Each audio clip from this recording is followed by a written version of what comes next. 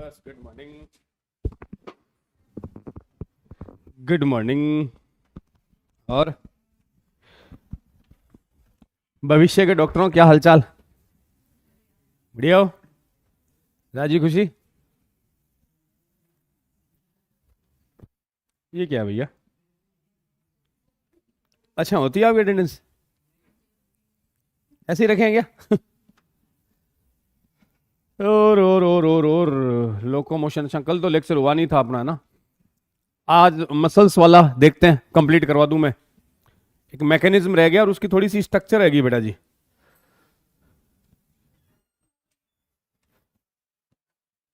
हाँ, तो एनसीईआरटी लाए हो ना आप? चलते हैं उसी से। भी जो मसल फाइबर था लास्ट, मसल फाइबर की स्ट्रक्चर पे आए थे बेटा जी अपन, कि अपनी जो मसल्स है, जो मसल है वो बनती है मसल बंडल। बंडल किसका बना था? फाइबर। और फाइबर बेटा जी किसके बने थे? अरे मायोफिलामेंट आया था ना।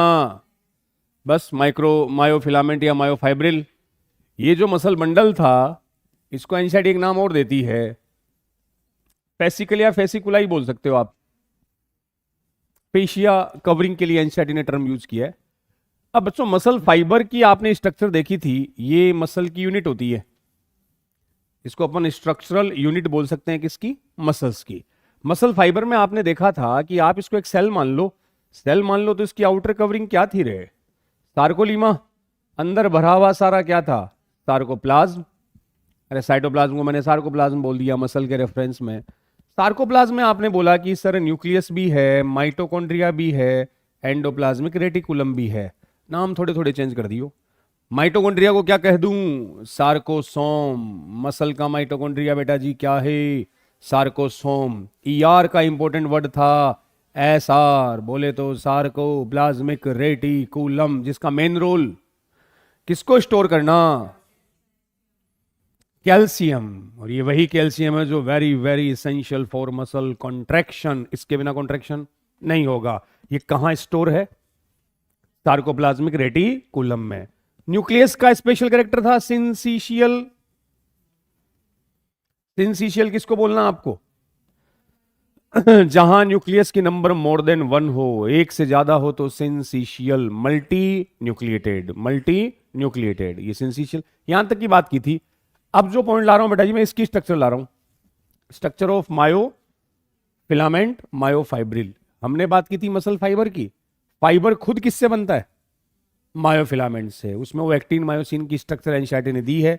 तो अगला पॉइंट अपना आता है structure of myofilament. Structure of myofilament, जिसको आपने बोला था मायोफाइब्रिल। मायोफिलामेंट और मायोफाइब्रिल। ध्यान से देखना, इसके दो तीन डायग्राम भी एनसीईआरटी ने दे रखे हैं। मसल फाइबर किसका बना है? मायोफिलामेंट का ना। ये सबसे स्मॉल पे आ रहा है मायोफिलामेंट। मायोफिलामेंट में जब आप स्ट्रक्चर देखते हो बेटा जी, तो दो टाइप के एरिया या जोन आपको दिखाई देंगे, जिसमें एक को तो बोलोगे आप ए बैंड और एक कहलाएगा आई बैंड। मतलब मसल मायोफिलामेंट की जब स्ट्रक्चर अपन माइक्रोस्कोप से देखेंगे तो अपने को एक तो डार्क कलर की स्ट्रक्चर दिखेगी, एक दिखेगी अपने को लाइट कलर की। वो जो डार्क है वो तो बेटा जी कौन है? A band. ए का वैसे नाम होता है एन आइसोट्रोपिक। ए को बोल दूंगा मैं एन आइसोट्रोपिक। ये कहलाएगा बेटा जी कौन सा? आइसोट्रोपिक। इसको ए बैंड को बोला जाता है डार्क, और ये कहलाएगा लाइट। डार्क और लाइट। यहां डार्क लाइट से मतलब है, जैसे दो प्रोटीन के नाम आते हैं, एक्टिन और मायोसिन। दो फिलामेंट होते हैं, एक्टिन और मायोसिन। अब ध्यान से सुनियो, मेरी ये फिंगर मान लो एक्टिन है बेटा जी, ये फिलामेंट एक्टिन है, और ये फिंगर मायोसिन है। एक्टिन एंड मायोसिन, इनसे बनता है ये मायोफिलामेंट। अब अगर केवल एक्टिन है, ओनली एक्टिन, तो बीच में से लाइट जा सकती है। ओनली मायोसिन है तो मैं कहूं अगर ओनली एक्टिन हो तब वो कहलाएगा लाइट। ओनली मायोसिन हो तब भी लाइट, लाइट क्योंकि लाइट पास हो रही है ना। जब एक्टिन मायोसिन दोनों फ्यूज हो गए, नाउ डार्क। डार्क बैंड वो है जिसमें एक्टिन के साथ मायोसिन भी मिलेगा, दोनों होते हैं बेटा जी, वो डार्क होगा। Only actin, only myosin, light fuse हो गया तो डार्क बैंड, ठीक है। तो जो ए बैंड है वो कंसिडर करते हैं किसका, डार्क बैंड, क्योंकि इसमें एक्टिन प्लस मायोसिन दोनों फिलामेंट प्रेजेंट होंगे, एक्टिन भी होगा और मायोसिन। इस वाले में ओनली कौन प्रेजेंट होगा, एक्टिन, उसमें केवल एक्टिन होता है, तो वो लाइट है, और ये वाला पोर्शन कैसा है, डार्क है, क्योंकि एक्टिन मायोसिन दोनों ऑल्टरनेट होते हैं, A band I band, A band I band, A band I band. अब देखो स्ट्रक्चर आइंस्टाइन ने कैसी बनाई है इसकी, वो थोड़ा सा अपन देख लें बेटा जी, कि जब माइक्रोस्कोप में इनको देखोगे तो जो सेंटर वाला पार्ट है, ये मान लो इसको मैंने कंसिडर कर दिया ए बैंड, उसके साइड में ये आया आई बैंड, आई बैंड में एक लाइन दिख रही है, इसको बोलते हैं जेड लाइन, दो तीन टर्म आ रहे हैं रे, और यहां ये ए बैंड के बीच में एक जोन होता है, एक जोन होता है, ये मान लो ए, ये पूरा इस डार्क बैंड को, यहां से यहां तक का जो बैंड है ये, इसको बोल दिया कौन सा, ए बैंड। साइड वाला जो बेटा जी वो आई बैंड, इधर वाला भी ये कौन सा हो गया, आई बैंड। तो आपको अल्टरनेट दिखेगा, I band, A band, I band, A band, I band, ऐसे चलते हैं। ए बैंड कैसा है, डार्क, क्योंकि एक्टिन मायोसिन दोनों है। ओके सर, इस ए बैंड के भी सेंटर में, ए बैंड के सेंटर में एक जोन दिख रहा है, इसको बोला जाता है एच जोन। ए बैंड के कहा, सेंटर में एच जोन। और ये जो लाइन सी दिख रही है बेटा जी आपको, लाइन जो दिख रही है इसको बोलते हैं एम लाइन। ये वाली जो दिख रही है वेरी इंपॉर्टेंट, जेड लाइन। इधर वाली भी ये दिख रही है, ये जेड लाइन। अब समझो इसको, बीच में जो पार्ट दिख रहा है डार्क वो है ए बैंड, यहां से यहां तक ये पूरा, ये वाला जो एरिया बेटा जी, इसको मैं क्या नाम दे रहा हूं, A band. Okay sir, A band है। बीच में जो हाईवे रोड लाइक स्ट्रक्चर दिख रही है आपको, ये बीच वाला पोर्शन क्या है, एच जोन। ए बैंड के बीच में कौन है, एच जोन, जिसके बीच में एक लाइन दिख रही है एम लाइन, ये फिलामेंट इसी से फ्यूज होते हैं। देन साइड में कौन आ गया, आई बैंड। आई बैंड के अंदर कौन है, जेड लाइन। जेड लाइन बेटा जी जिगजैग होती है, इलास्टिक होती है, और आई बैंड के बीच में होती है, तो ये कहते हैं बाइसेक्ट आई बैंड। ये आई बैंड को दो इक्वल पार्ट में क्या करेगी, डिवाइड। मतलब जेड लाइन आई बैंड के कहां है, बीच में है। तो मैं ध्यान देना, यहां से यहां तक आई बैंड कंप्लीट नहीं हुआ बेटा जी, यहां से यहां तक आई बैंड का हाफ पोर्शन है, इतना आगे और है, क्योंकि जेड लाइन उसके बिल्कुल बीच में। तो ए बैंड डार्क है सर, उसके बीच का एरिया एच जोन, उसमें एक लाइन है एम लाइन। आई बैंड जिसमें लाइट एरिया है, इसके बीच में कौन सी लाइन, जेड लाइन। तो जेड लाइन ने आई बैंड को दो इक्वल हाफ में क्या कर दिया, डिवाइड कर दिया। और ये कैसी लाइन है, इलास्टिक। इलास्टिक का मतलब लचीला या प्रत्यास्थ, दो अलग चीजें होती है, स्प्रिंग और रबड़। इलास्टिसिटी क्या है, क्या स्प्रिंग इलास्टिसिटी शो करती है, माने स्प्रिंग को खींच डाला, खींची गई, वापस अपनी शेप में नहीं आई, नहीं हुई। हाँ, जो अपनी शेप को रीगेन कर ले, रबड़ न मोड़ो, अरे तुम्हारा ये रहा टिप ऑफ नाक का टुंडा, ये कौन सी कार्टिलेज है, इलास्टिन। मैं इसको इधर ले गया, छोड़ोगे तो ये थोड़ी अल्ले सर इतनी रह गयो, जहां है वापस वहीं आ गया ना। तो ये प्रॉपर्टी कौन सी हुई, इलास्टिसिटी। तुम्हारा ईयर पिन्ना कौन सी कार्टिलेज है, इलास्टिक। ये इलास्टिसिटी होती है बेटा जी, इसको बोलते हो इलास्टीन कार्टिलेज। ये आपकी कौन सी है, इलास्टिन। हाँ, नाक को यहां टच करोगे तो हार्ड है, ये बोन है, हार्ड बोन है और फ्लेक्सिबल कार्टिलेज है। ईयर पिन्ना तुम्हारा कार्टिलेज है, कौन सी कार्टिलेज, इलास्टीन कार्टिलेज, जिसमें इलास्टिसिटी होती है। तो जेड लाइन इलास्टिक है, तो देखना बच्चों, मसल्स की एक प्रॉपर्टी होती है कॉन्ट्रैक्शन। ये मेरे दोनों हाथ मान लो जेड लाइन है, ये जेड लाइन और एक ये जेड लाइन। अब जब कॉन्ट्रैक्शन होगा ना, कॉन्ट्रैक्शन का मतलब मैं उसको पिचकाऊंगा, ये कॉन्ट्रैक्शन है, वापस फैलना रिलैक्सेशन, कॉन्ट्रैक्शन रिलैक्सेशन। तो जब मसल कॉन्ट्रैक्ट होगी, दोनों जेड लाइन पास आएगी, जेड लाइन एक दूसरे के पास आएगी, और ये पास आना दूर जाना पॉसिबल हो पाएगा बिकॉज वो नेचर में कैसी होती है, इलास्टिक होती है। तो मसल्स की मेन प्रॉपर्टी है कॉन्ट्रैक्टिलिटी, उसमें क्या होगा, कॉन्ट्रैक्शन। तो एक इंपॉर्टेंट टर्म लिख रहा हूं, दो जेड लाइन के बीच की डिस्टेंस, ये मसल की फंक्शनल यूनिट है बेटा जी, इसको बोला जाएगा sarcomere. Distance between two Z line, ये क्या कहलाएगी? सार्कोमियर। दो जेड लाइन के बीच की डिस्टेंस को मैंने क्या बोला? सार्कोमियर। और सार्कोमियर मसल्स की फंक्शनल यूनिट है। अब आपसे ये पूछेगा कि सार्कोमियर का फॉर्मेशन कौन कर रहा है? ये मसल की फंक्शनल यूनिट है और किसके बीच का एरिया है? टू सक्सेसिव जेड लाइन, दो सक्सेसिव जेड लाइन के बीच का तो पोर्शन है बेटा जी। अब आप बताओ सार्कोमियर का फॉर्मेशन कौन कर रहा है? सार्कोमियर में आई बेंड ए बेंड कितने चाहिए तुम्हें एक सार्कोमियर में? अब इसको दो आई बेंड कैसे हुए? हाँ, यहां से चालू करो, यहां से करूं, सीक्वेंस वाइज लिखना है। यहां से यहां तक आया हाफ आई बेंड, ठीक है। फिर यहां से यहां तक कंप्लीट ए बेंड, प्लस यहां से यहां तक हाफ आई बेंड। तो बिल्कुल ऐसे ही मेंशन करना है। आपसे पूछेगा एक सार्कोमियर का मतलब आधा आई बेंड, पूरा ए बेंड, फिर आधा आई बेंड, ये आपका एक सार्कोमियर है। दो सक्सेसिव जेड लाइन के बीच की डिस्टेंस ही बेटा जी क्या कहलाई?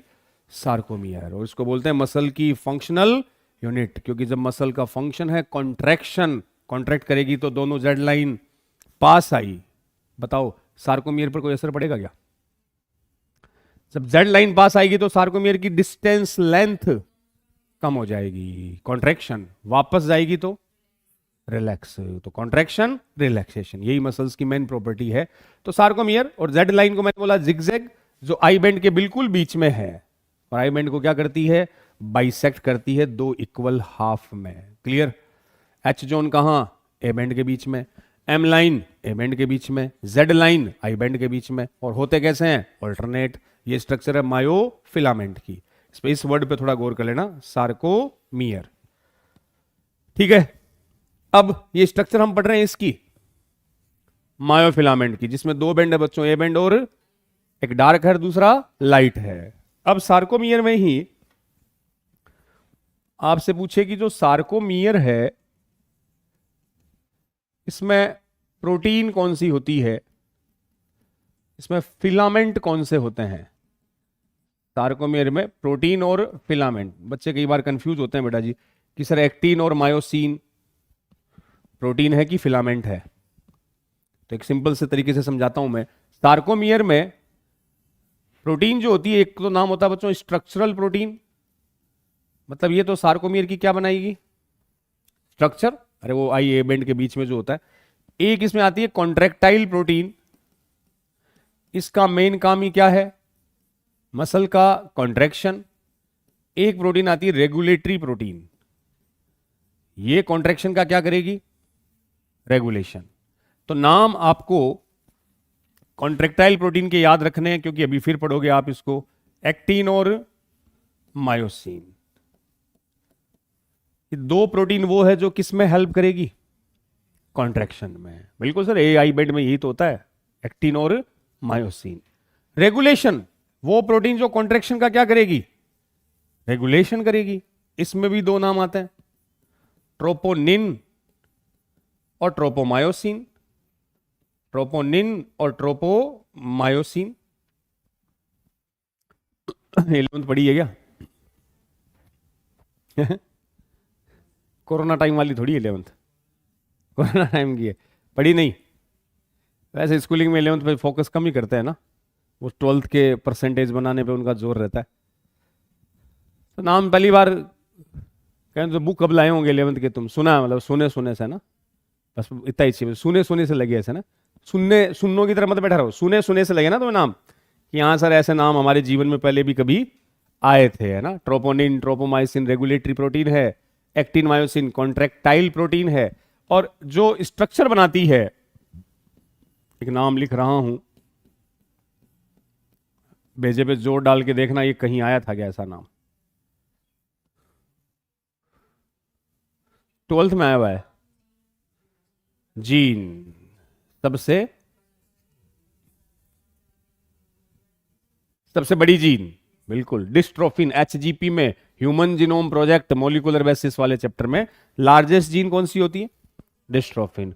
और अगर आप उसमें चलो जेनेटिक्स वाले चैप्टर में, principle of inheritance and variation, उसमें पेडिग्री एनालिसिस है लास्ट में, वो डब्बे डब्बे से बना रखे हैं, उन डब्बों के नीचे 2 डिजीज लिख रखी है।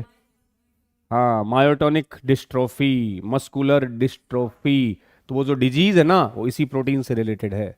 अगर ये प्रोटीन नहीं हुई तो मसल्स वीक हो जाएगी, और नाम आया मायोटोनिक डिस्ट्रोफी। तो इस प्रोटीन की कमी से, मायो का मतलब मसल्स, मसल्स पे इफेक्ट पड़ेगा ए डिस्ट्रोफिन। तो ये मसल्स की क्या बना रही है? स्ट्रक्चर। जो कॉन्ट्रैक्शन में काम आती है वो बेटा जी कॉन्ट्रैक्टाइल, और जो कॉन्ट्रैक्शन को रेगुलेट करती है वो रेगुलेटरी। तो डिस्ट्रोफिन प्रोटीन भी है, लार्जेस्ट जीन है, तो ये वहीं भी आता है, इसलिए ध्यान रख लियो। फिलामेंट की बात करूं, अब फिलामेंट में 2 होते हैं, पतले और मोटे, थिन फिलामेंट और थिक फिलामेंट। अब यहां ये होता है कंफ्यूजन कि सर एक्टिन मायोसिन प्रोटीन है कि फिलामेंट है? ये वैसा ही है जैसे कोलेजन प्रोटीन भी है, कोलेजन फाइबर भी है।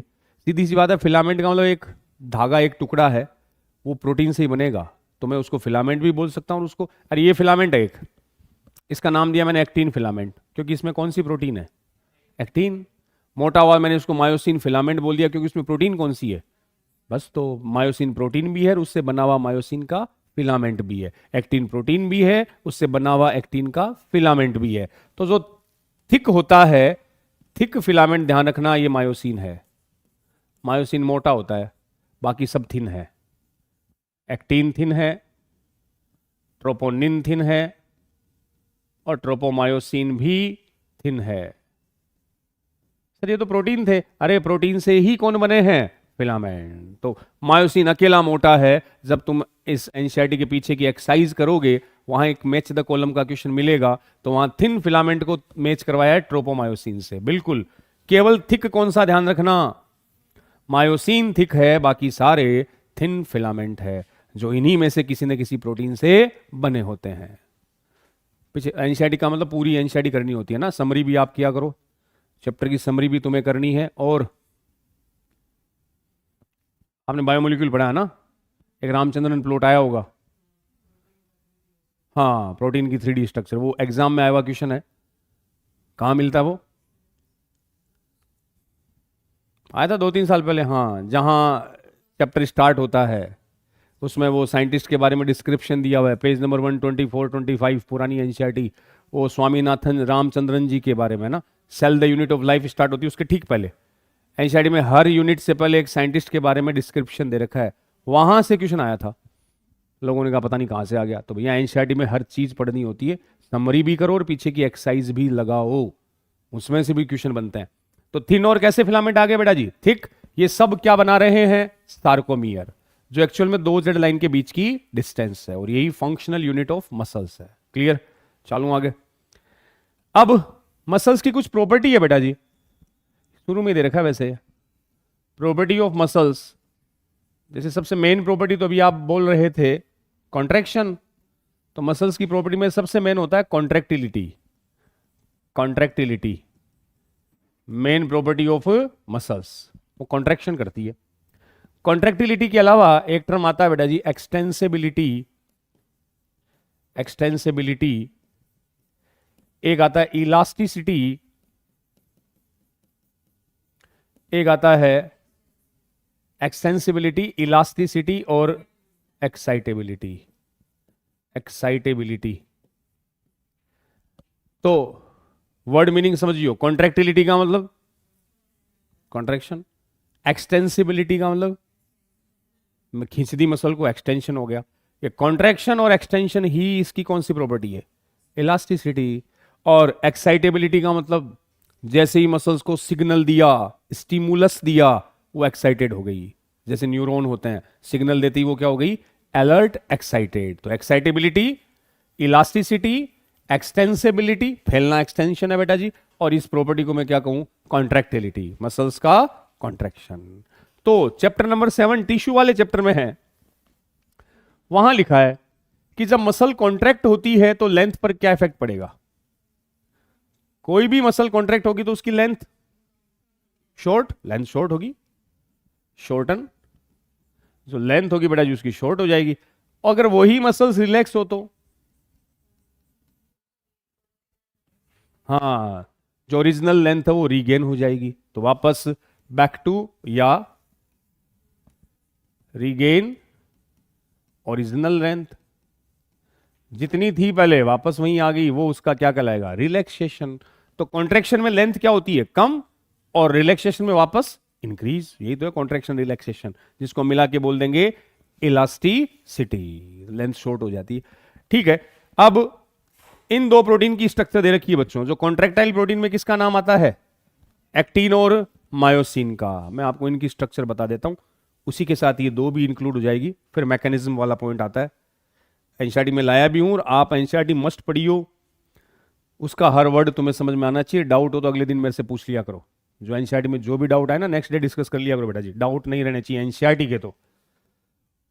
और पीवाईक्यू का जुगाड़ करो, जहां भी मॉड्यूल वैसे मिला होगा आप में, उसमें प्रीवियस ईयर के क्वेश्चन है। बाकी होना हो 2010 से लेकर 2023 तक के प्रीवियस ईयर क्वेश्चन तुम लोगों से हो जाने चाहिए उस चैप्टर के। ये हो जाते हैं मतलब हमारा वो चैप्टर परफेक्ट है। इनको चेक कर लिया करो, खुद को इवेलुएट कर लिया करो, इन इतने सालों के क्वेश्चन से खूब मिल जाएंगे तुम्हें।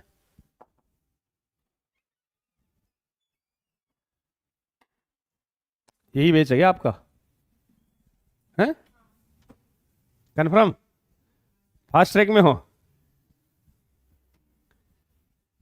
अच्छा, लास्ट लेक्चर में नहीं थे। तो नेक्स्ट पीवाईक्यू 2010 से लेकर 2023 तक के। ओके, अब आओ बेटा जी, स्ट्रक्चर की बात करते हैं अपन। तो हेडिंग है एनसीईआरटी में, structure of contractile protein, structure of contractile protein. तो कॉन्ट्रैक्टाइल प्रोटीन में दोनों है आपके, एक्टिन दे रखी है और मायोसिन। तो पहले अपन बात करते हैं एक्टिन की। सबसे पहले मैं बात कर रहा हूं स्ट्रक्चर ऑफ एक्टिन। तो पतला की मोटा, थिन, मोटा तो मायोसिन है, एक्टिन थिन है। तो एक्टिन की बात कर रहा हूं बेटा जी। एक्टिन में दो टाइप की एक्टिन होती है, एक को बोलते हैं जी एक्टिन, एक कहलाता है एफ एक्टिन। जी एक्टिन और एफ एक्टिन। जी का मतलब है ग्लोब्यूलर, ये रही एक्टिन, ऐसी गोल गोल है तो वो क्या बन गई, ग्लोब्यूलर। और ऐसी कई जी एक्टिन आपस में जुड़ेगी तो बेटा जी बन जाएगी फिलामेंटस। ऐसे ऐसे कई गोले आपस में चिपक गए तो वो क्या बन गया, एफ एक्टिन। फिलामेंट या फाइबर के फॉर्म में होती है। इसको मैं ऐसे भी तो बोल सकता हूं बच्चों, एक मेरे पास गोला है तो जी एक्टिन तो सिंगल है तो मोनोमर मान लो, ये खूब सारे आ गए तो पॉलीमर। तो एफ एक्टिन एक तरह से जी एक्टिन का क्या है, पॉलीमर है। मैंने खूब सारे जी एक्टिन जोड़ दिए तो क्या बन गया, एफ एक्टिन। एफ एक्टिन बोले तो पॉलीमर बन गया, फिलामेंट बन गया। अब ध्यान देना, हमने कहा जब मसल कॉन्ट्रैक्ट होती है तो दो प्रोटीन का रोल है, एक्टिन और।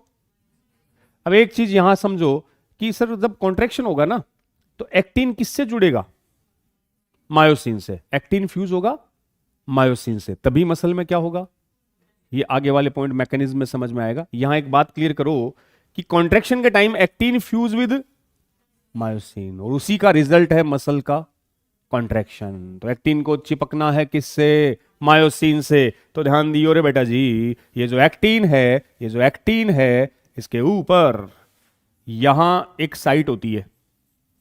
इस साइट का नाम दे रहा हूं मैं एक्टिव साइट। एक्टिन के ऊपर कौन है, यही वो साइट है जहां कौन जुड़ेगा, मायोसिन। इसी पे कौन जुड़ेगा, तभी मसल में क्या होगा, कॉन्ट्रैक्शन। तो एक्टिन के ऊपर ऊपर एक्टिन के जो मॉलिक्यूल्स है या एक्टिन के पॉलीमर या मोनोमर है, इनके ऊपर ये रेड कलर वाली क्या मान सकते हो आप, एक्टिव साइट, जहां जुड़ना किसको है, मायोसिन को। तो एक्टिव साइट एक्चुअल में binding site for myosin, binding site for M for myosin. ये मायोसिन की बाइंडिंग साइट होती है। जैसे ही मायोसिन जुड़ा, जुड़ते ही क्या हो गया, कॉन्ट्रैक्शन। अब चलो थोड़ा सा एफ एक्टिन को डायग्राम सारी एनसीईआरटी दे रखी है, भी से समझा दूं मैं, और इसमें ट्रोपोनिन और ट्रोपोमायोसिन को भी क्लियर कर लो। तो एक्टिन एक पॉलीमर प्रोटीन है, पॉलीमराइज्ड प्रोटीन है। किसका पॉलीमर है? जी एक्टिन का। खूब सारे जी एक्टिन आ गए तो क्या बन गया? F actin. इन एक्टिन के ऊपर ये जो रेड कलर की साइट बनाई है वो क्या है? Active site. जहां वो किससे जुड़ेगी? जब मायोसिन जुड़ेगा तभी मसल में कॉन्ट्रैक्शन होगा, नहीं तो कॉन्ट्रैक्शन नहीं होगा। कि यहां मायोसिन जुड़े है, एक्टिव साइट पे कैसे आके फ्यूज होगा वो अगले स्ट्रक्चर में मैं बताता हूं। देखिए बेटा जी, नेक्स्ट अपन बात करें तो एनसीईआरटी में एक डायग्राम दे रखा है, लाऊंगा मैं, कौन बनाया उसको, फिर से जोर आता है ना, साफ दिख थोड़ी रहा है, दिख रहा है क्या? बना ही दूं ना। नहीं दिख रहा, धीरे से बोलिए, नहीं दिख रहा सर। चलो ऐसे बना लेते हैं, देखो ये ऐसे बेटा जी, ये दो एफ एक्टिन के फिलामेंट है। आपने डीएनए की स्ट्रक्चर देखी है ना, हेलिकल बोलते हो आप, हेलिकल, डबल हेलिकल। वैसे ये जो गोले मैंने बनाए हैं, ये मान लो यहां ये है, ये गोले है जी एक्टिन के, और जब ऐसे खूब सारे जी एक्टिन आपस में जुड़ गए तो ये बन गया एफ एक्टिन। ठीक है, इधर ले लो, ये ले लो, ये बन गया F actin, F actin.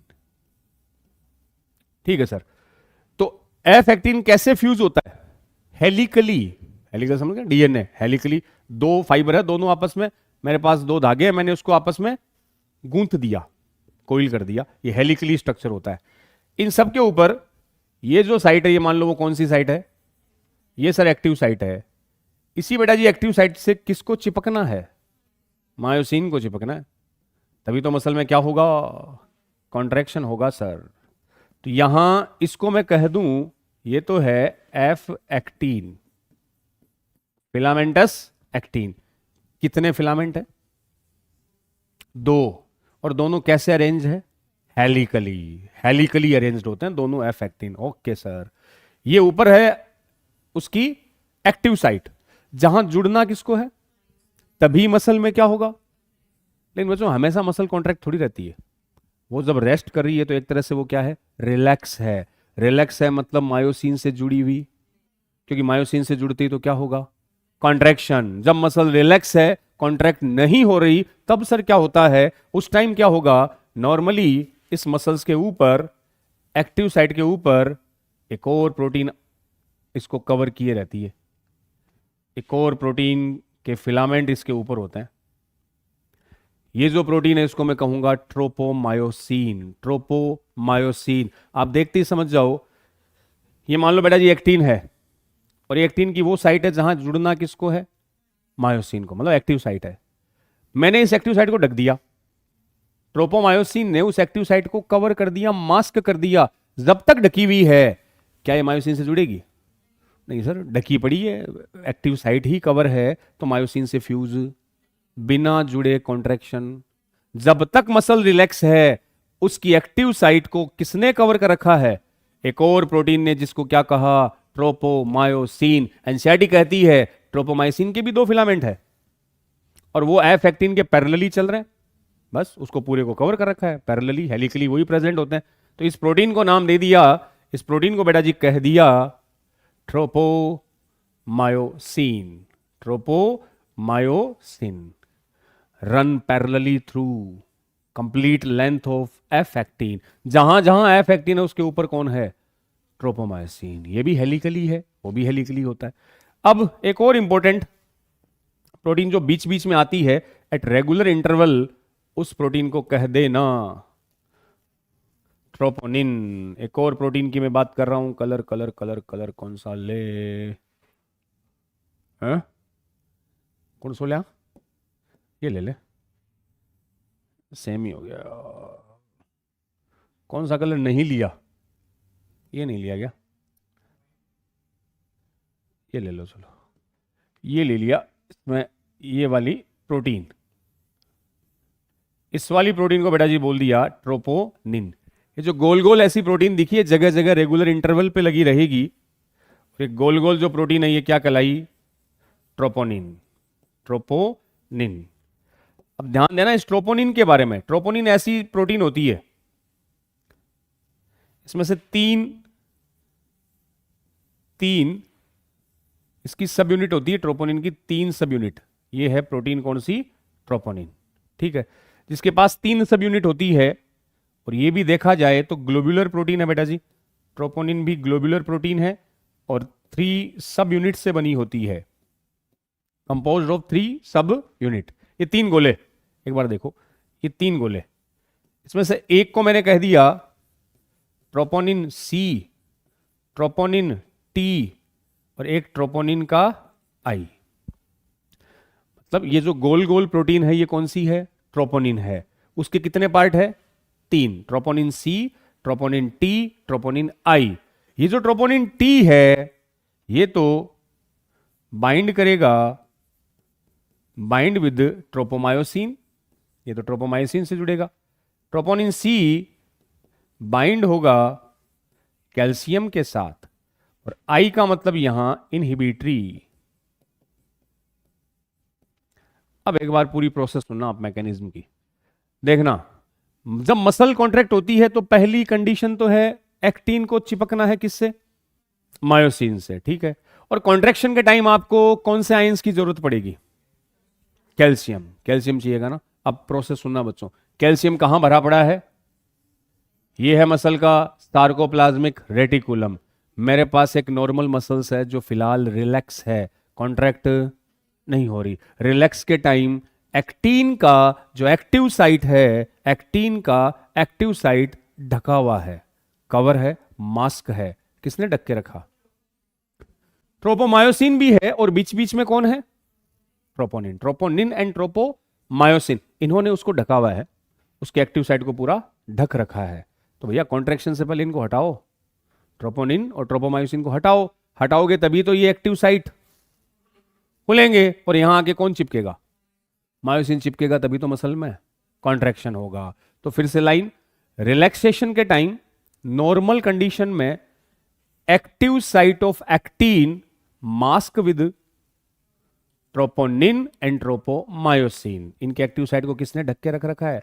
Tropomyosin and troponin. Troponin के पास 3 यूनिट होती है, TPC, TPT, TPI. TPT, T वाला तो किससे जुड़ता है? ट्रोपोमायोसिन से। सी वाले से कौन जुड़ेगा? कैल्शियम। और आई का मतलब इनहिबिटरी। अब इनके रोल सुनते हैं। अभी तक कोई कॉन्ट्रैक्शन नहीं है, रिलैक्स मसल है। अब हमने मसल्स के गोचे किए। गोचे किए इन द सेंस उसको क्या दिया? स्टिमुलस, कोई सिग्नल दिया, इंपल्स दिया। तो मसल जैसे ही सिग्नल दिया, स्टिमुलस दिया, सार्कोप्लाज्मिक रेटिकुलम ने क्या निकाल दिए?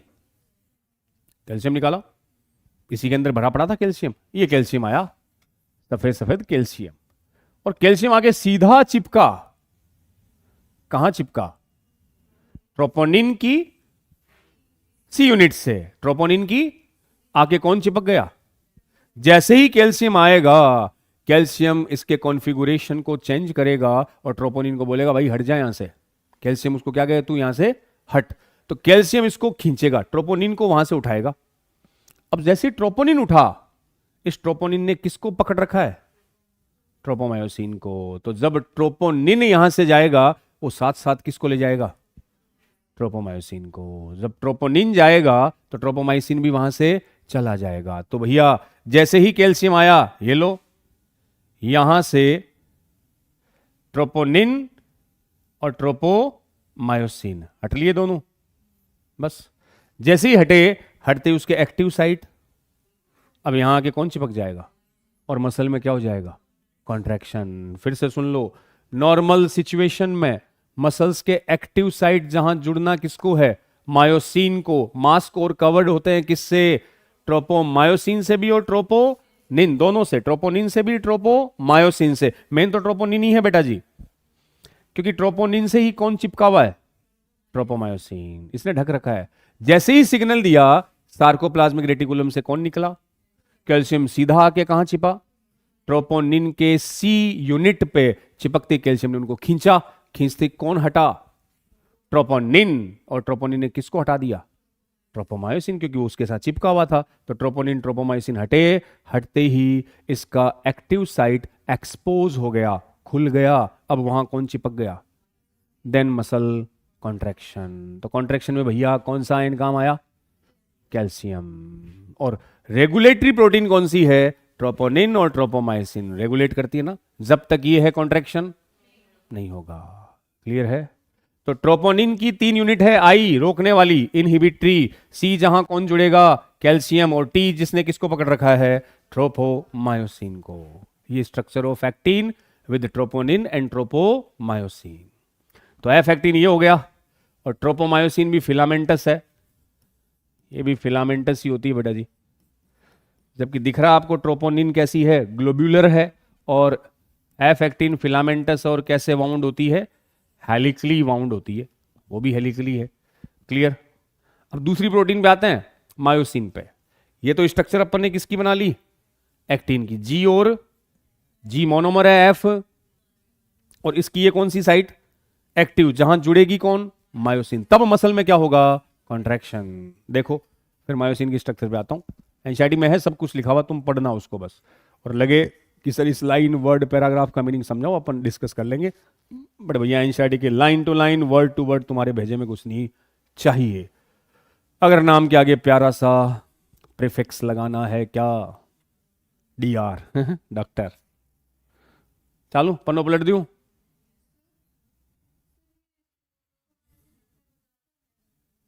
वही जैसे ये मसल्स का जो यूनिट होता ना, उसके साइड में कवर है एक तरह से, वो उसके साइड में हो लिया, क्योंकि परमानेंट कॉन्ट्रैक्शन तो होगा नहीं। जब तक सिग्नल है तब तक तो वो हटा हुआ है, जैसे ही सिग्नल मिलना बंद हुआ वापस आ लिया, तो वहीं रहता है।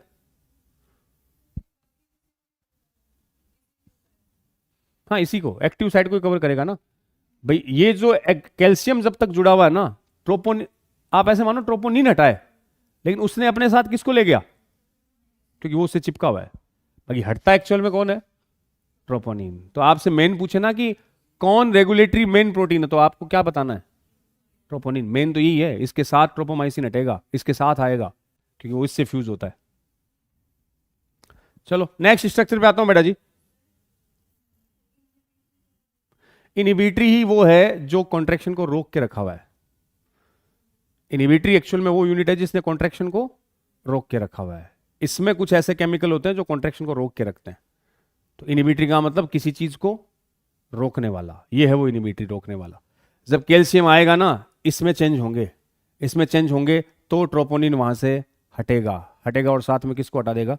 ट्रोपोमायोसिन। तो एनसीईआरटी लिखती है ट्रोपोनिन की एक यूनिट है जिसने कॉन्ट्रैक्शन को रोक रखा है, इनहिबिट कर रखा है। वो किस यूनिट की बात कर रहा है? इनहिबिटरी की। आई बोले तो इनहिबिटरी की। चलिए नेक्स्ट स्ट्रक्चर आती है बच्चों, मायोसिन। मायोसिन, मायोसिन थिक थी कि थिन? मोटा होता है, थिक फिलामेंट। अब मायोसिन खुद पॉलीमर है बेटा जी। एक्टिन भी पॉलीमर होता है, ये भी कैसी है?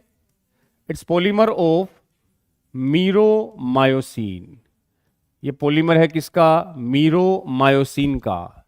तो मतलब जैसे जी और एफ एक्टिन था, वैसे मीरोमायोसिन और कौन है? मायोसिन। मीरोमायोसिन इसका मोनोमर होता है। तो मीरोमायोसिन की जब स्ट्रक्चर देखोगे तो इसके बच्चों 2 पार्ट है, हेड प्लस टेल। इसकी स्ट्रक्चर में आपको 2 पार्ट दिखाई देंगे, सिर और इसकी पूंछ।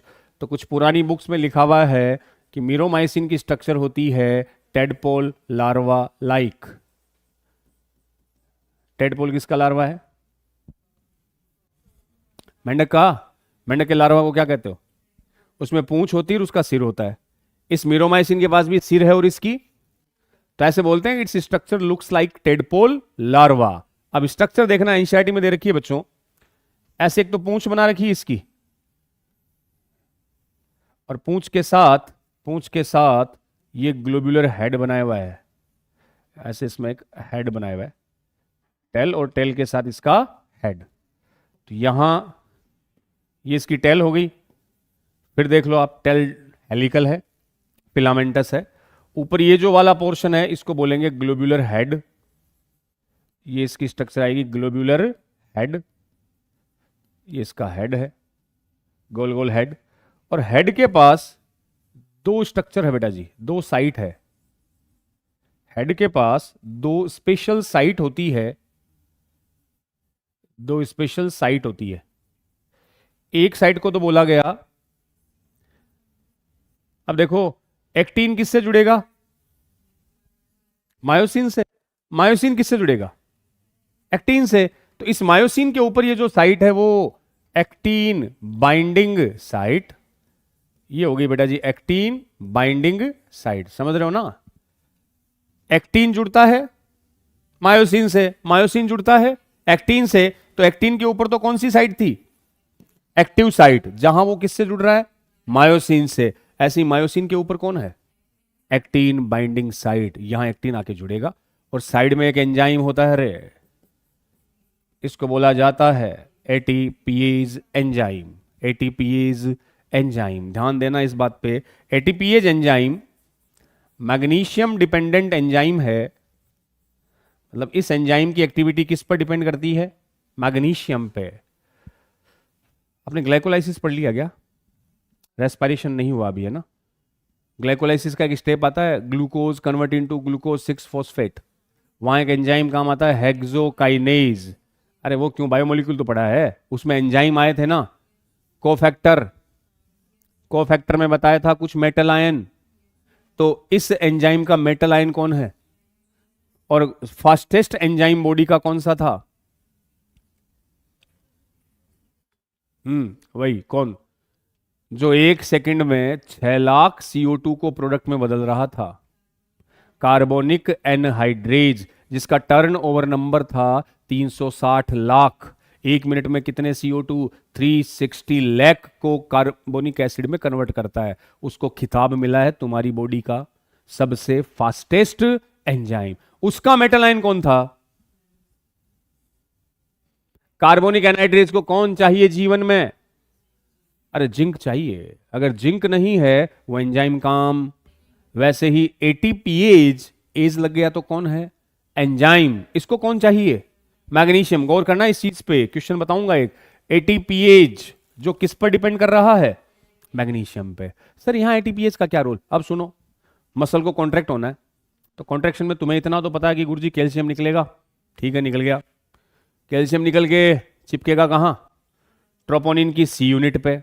कुछ चेंजेज हुए, ट्रोपोनिन वहां से हटा और अपने साथ किसको ले गया?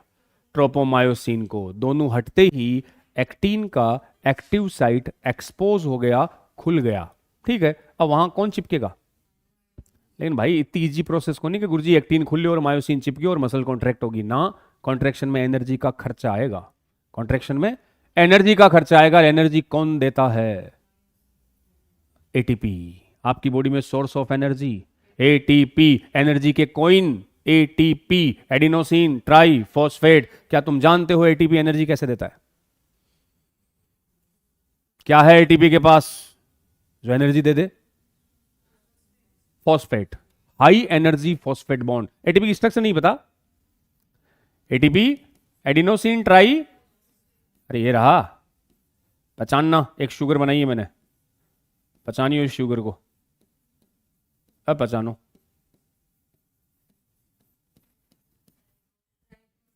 राइबोज।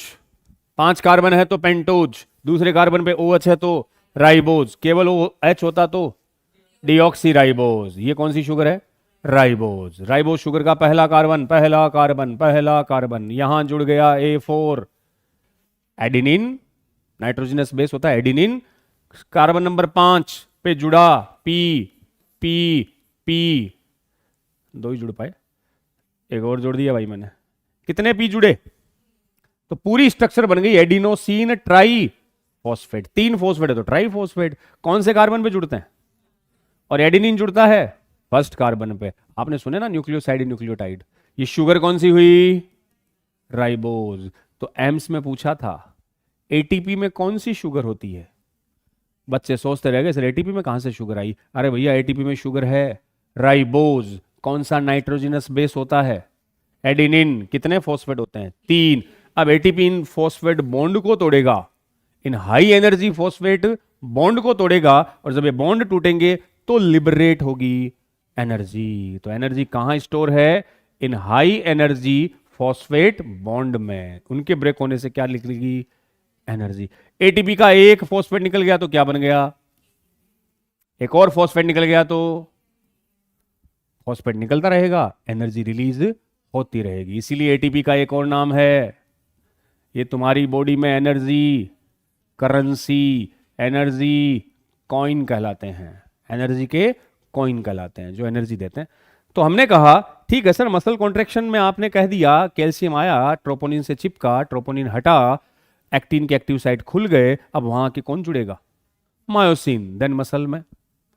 लेकिन भैया कॉन्ट्रैक्शन के लिए सबसे जरूरी एटीपी, एनर्जी चाहिए। एनर्जी कौन देगा? ATP, phosphate bond. अब कैसे देगा वो देखो, ये रहा मायोसिन का सिर है, सिर पे कौन सा एंजाइम बैठा है? एटीपीएज। कॉन्ट्रैक्शन होने वाला है, उससे पहले आया ये मान लो कौन सा मॉलिक्यूल है? एटीपी। एक एटीपी मॉलिक्यूल आया, आके कहां चिपका? इसके सिर पर। इसके सिर पे कौन बैठा है? एटीपीएज ने एटीपी को ब्रेक किया। अरे ये तो रिएक्शन है, ATP in presence of ATPase टूटा, एडीपी, और क्या निकली? E for energy. तो पहले एटीपी यहां जुड़ेगा, एटीपीएज उसको ब्रेक करेगा, एनर्जी को निकालेगा, तब मायोसिन जाके कहां चिपकेगा? एक्टिन से। और मसल में क्या होगा? तो कॉन्ट्रैक्शन के लिए मुझे एनर्जी चाहिए, एनर्जी कौन दे रहा है? ATP. First bind with globular head of meromyosin, first bind with globular head of meromyosin, जहां कौन है?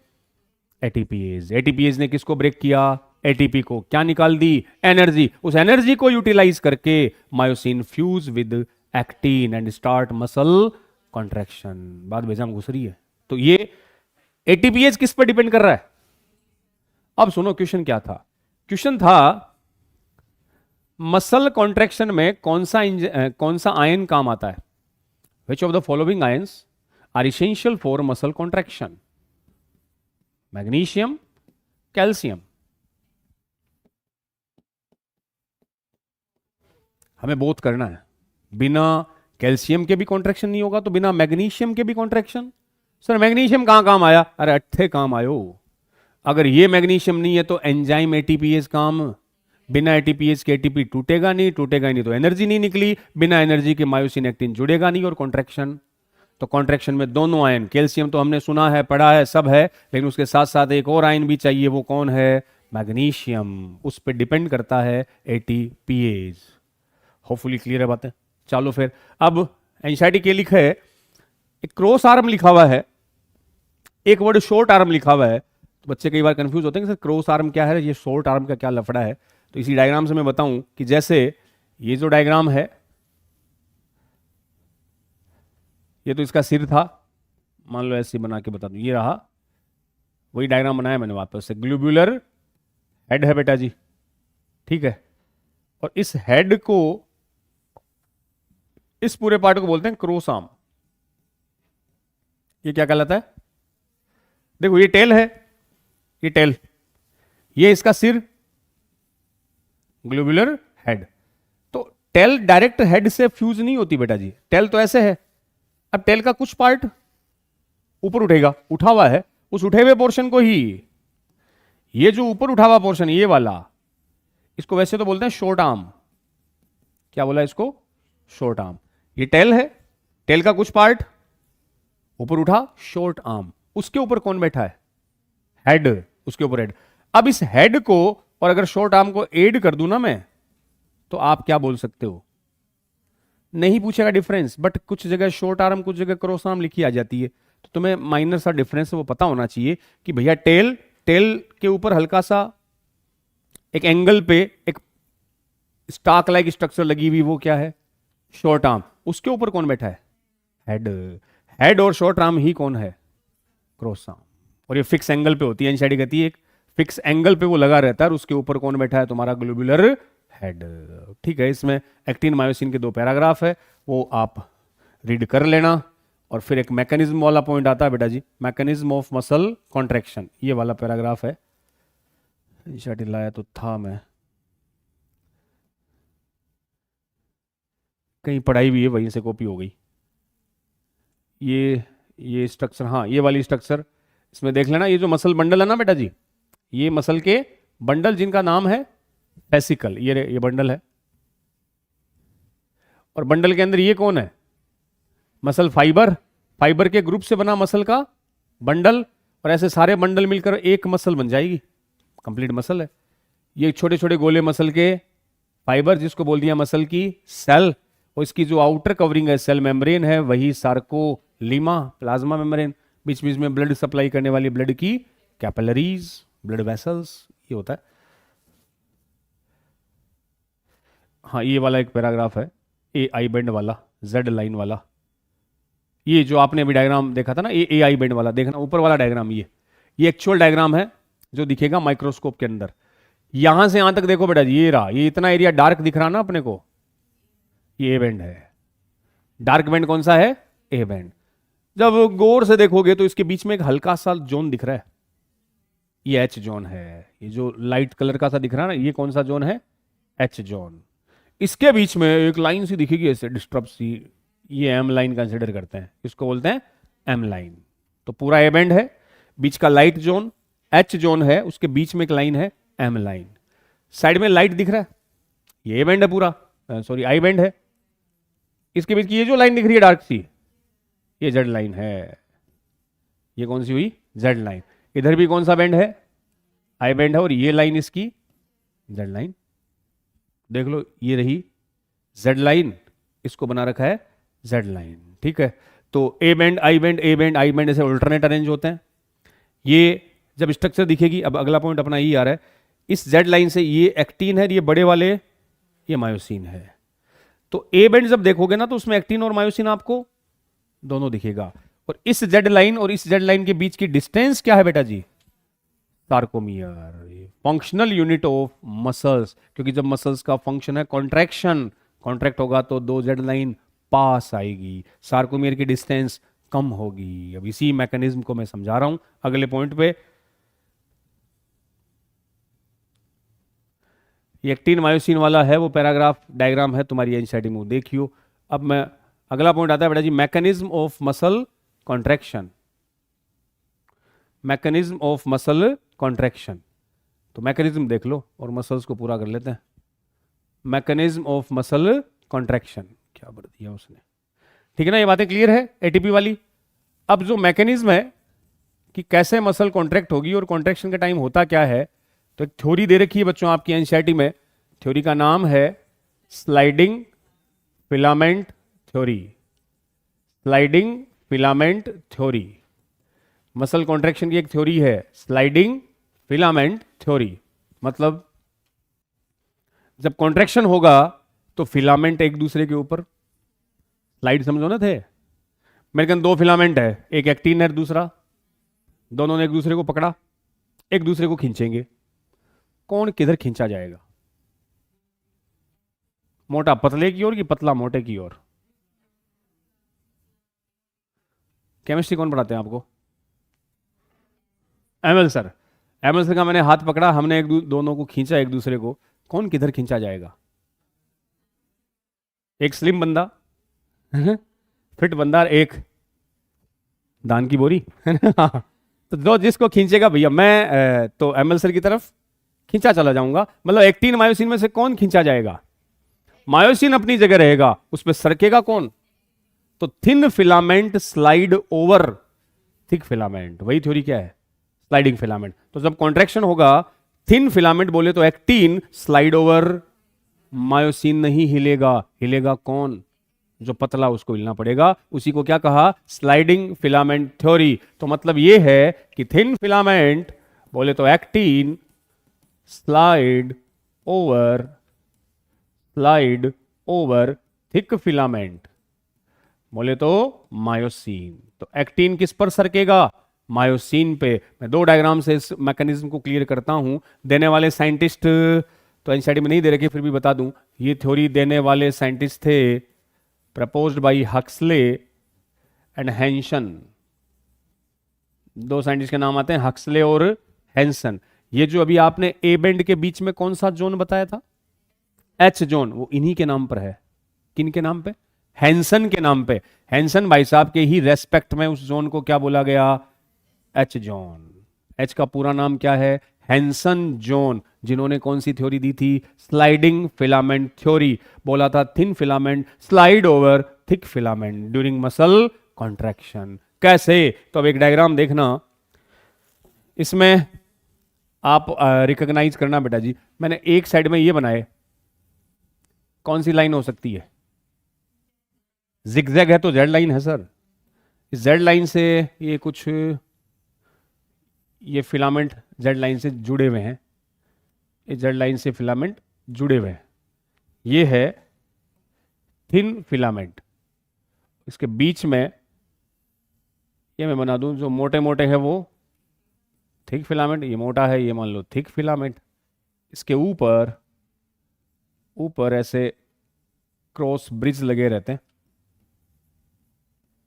ये मायोसिन पे क्रॉस ब्रिज। अब चलो उस डायग्राम से अपन इसकी लेबलिंग करते हैं, जो आपने मायोफिलामेंट का डायग्राम बनाया था। ये तो है कौन सी लाइन? Z line. ये पिंक कलर वाले एक्टिन, ये वाला मायोसिन। अब चलो ए और आई बेंड को रिकॉग्नाइज करो। पहले दो जेड लाइन के बीच की दूरी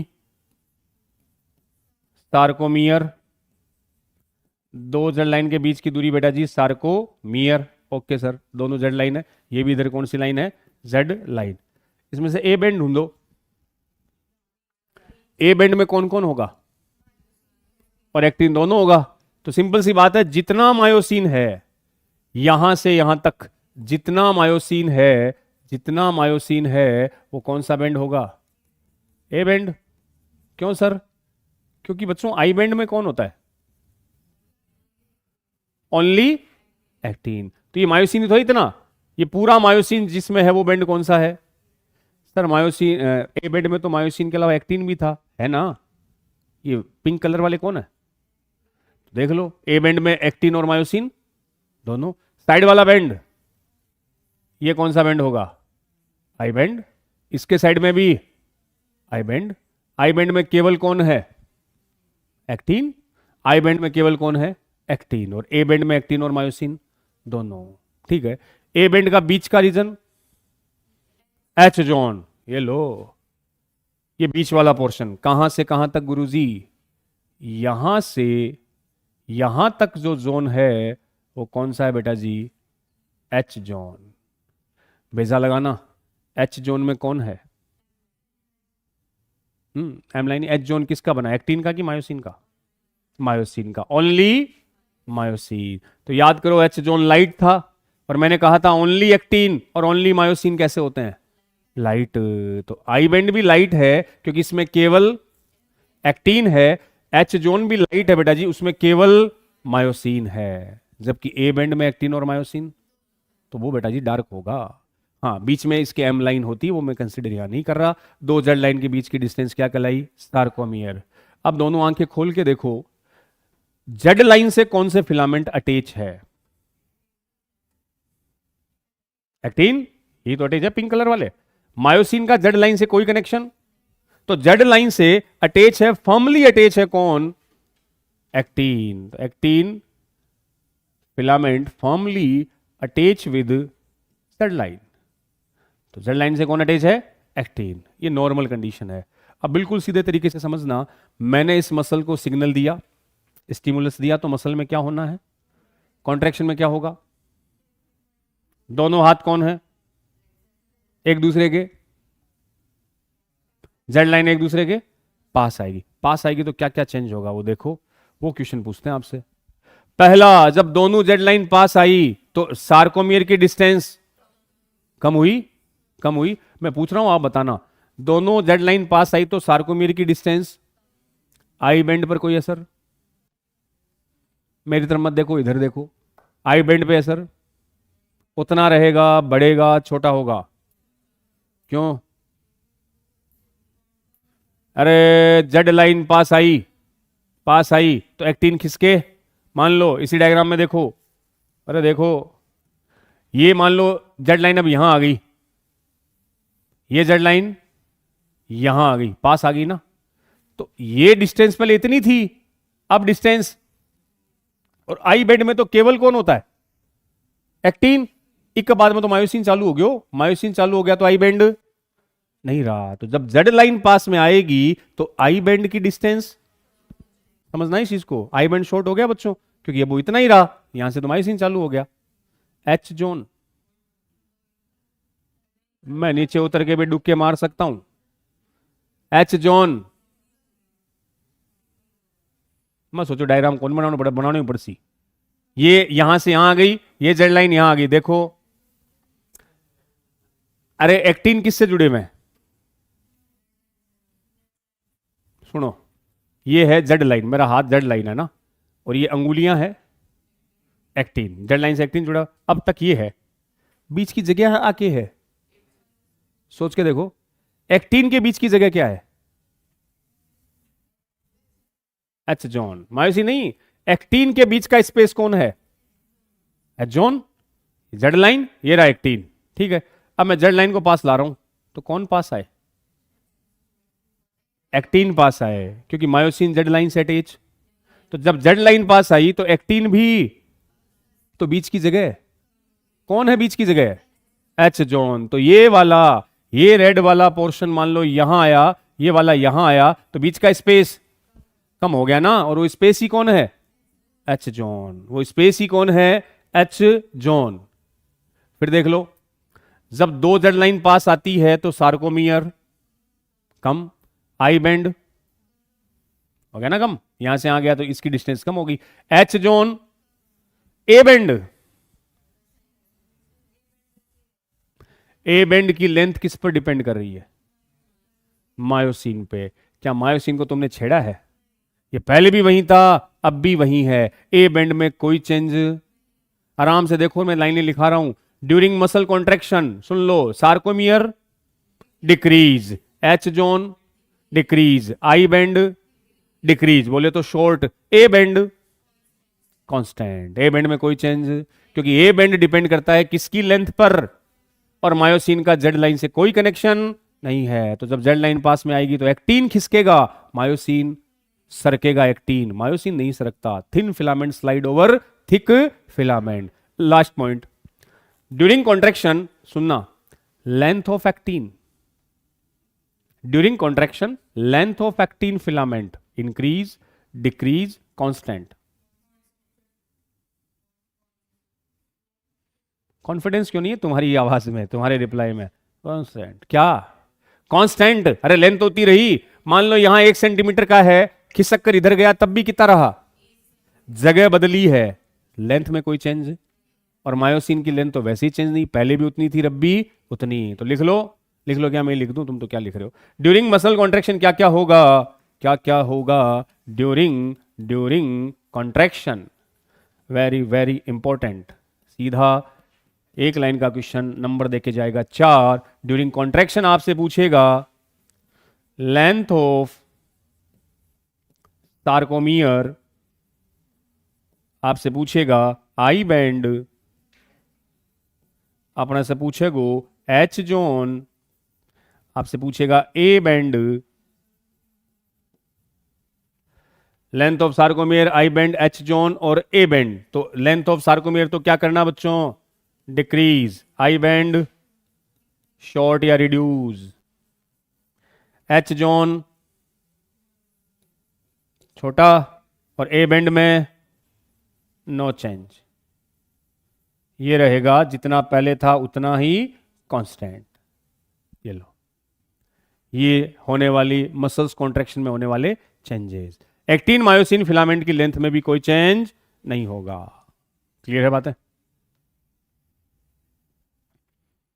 अब एक एनसीईआरटी में एकदम लास्ट में डायग्राम दी है मसल्स के, उससे आप एच जोन को देख के 2-3 बातें और डिसाइड कर सकते हो। मैं वो समझा दूं, फिर पूरी फिजियोलॉजी है मसल्स की, वो लास्ट पॉइंट है इसका। और एक रेड व्हाइट मसल फाइबर में डिफरेंस देख लेते हैं।